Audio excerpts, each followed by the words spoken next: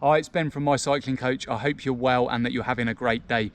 So I wanted to do a quick video on the page today to talk to you about 3 reasons as to why we should be having rest and recovery days as cyclists. Now, this is quite topical as today is the first official rest day of this year's Tour de France.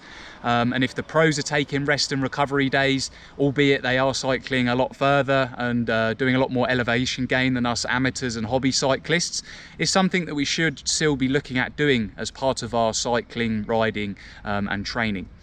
So the first reason for you to really make sure that you are getting some rest and recovery in your training is to allow your body to really progress from the riding that you are doing, for you to make progress with your strength on the bike, power and fitness. So when we ride, we obviously are getting that physiological stress, we are accumulating that fatigue, which we want to do as part of our training. But if we do this too much, or we do accumulate too much stress and fatigue, and we don't actually give the body a chance to be able to adapt to that fatigue and stress by giving it maybe an easier day of riding or taking a complete day off, then you will find that your progress will stagnate very quickly, and you can hit a plateau in your riding.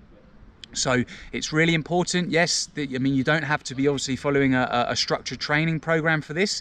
This may be just obviously you go out, you're riding as part of your group or club or social rides, but just make sure that you are taking 1 or 2 days off a week.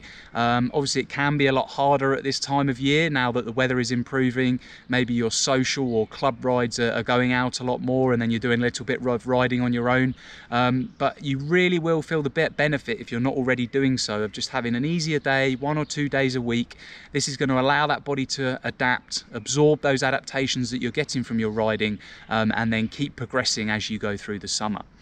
This sort of leads into my second reason then for having rest days and easier days, which is, as I've mentioned, when we ride, we do accumulate that fatigue. And if we don't give the body a chance to recover, then you can be at risk of overtraining, burnout, and maybe even injury if you just keep riding your bike every day, or you're riding very hard all the time, and you're not taking maybe 1 or 2 rest days a week, and maybe having an easier week within the month where you are just giving that body a chance to recover.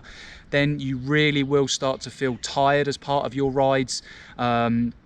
And as I mentioned there, this could then lead to burnout and overtraining, which is something that we really want to avoid, because if you do get to this point, then it can actually take you sometimes even weeks, in some cases even months, to get yourself back to a point where you actually feel good at riding your bike again, because you've maybe pushed it too far, or, as I say, even got an injury through just riding all the time, do muscle damage, or get some sore knees and backs are obviously some of the more common ones that I hear as well.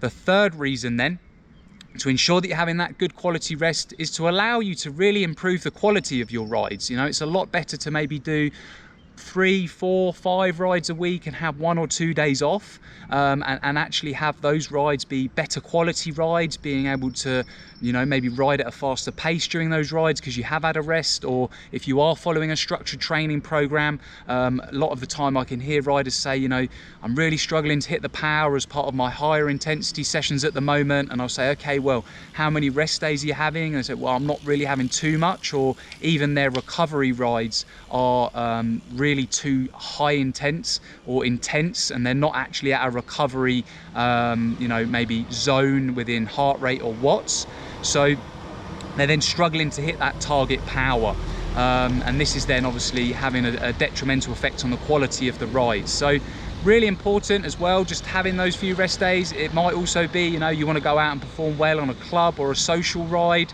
You may have a sportif or an event plan this summer that you want to do well in.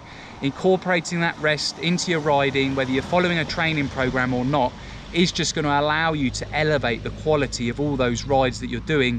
If you're not taking rest days at the moment, you are always going out on the bike and feeling tired, take it easy on some days and you will feel those benefits. Much like the pros are doing today, they're going to have that rest day, and then hopefully we're going to see some more exciting riding over the next few days and for the rest of this year's Tour de France.